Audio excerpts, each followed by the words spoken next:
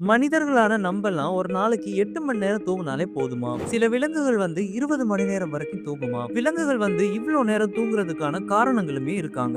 சிலர் என்ன சொல்றாங்கன்னா, விலங்குகள் வந்து உயிர் வாழ்வதற்கு பயன்படுத்துற ஒரு சீக்ரெட் ஸ்ட்ராட்டஜி தான் இதுன்னு சொல்றாங்க. இந்த மாரி விலங்குகள் வந்து ரொம்ப நேரம் தூங்குறனால, அவைகளால நல்ல ஆற்றலை சேமித்து, நல்ல ஆரோக்கியமான வாழ்க்கையை வாழ முடிகிறதாம். நம்ம இந்த வீடியோல எத பத்தி பார்க்க போறோம்னா, ரொம்ப நேரம் தூங்கக்கூடிய உயிரினங்கள பத்தி தான் பார்க்க போறோம். வீடியோக்குள்ள போறதுக்கு முன்னாடி, இந்த வீடியோவ பார்த்துட்டு இருக்கிற நீங்க ஒரு நாளைக்கு எத்தன மணி நேரம் வரைக்கும் தூங்குவீங்கன்னு சொல்லி மறக்காம கமெண்ட்ல சொல்லிருங்க. அப்படியே இந்த வீடியோவ தூங்காமலே இருக்கக்கூடிய உங்க ஃப்ரெண்ட்ஸ்க்கு ஷேர் பண்ணிருங்க. ரொம்ப நேரம் தூங்கக்கூடிய விலங்குகள்ல 10வது இடத்துல இருக்கிற விலங்கு எதுன்னு பார்த்தீங்கன்னா, முயல்கள் தாங்க.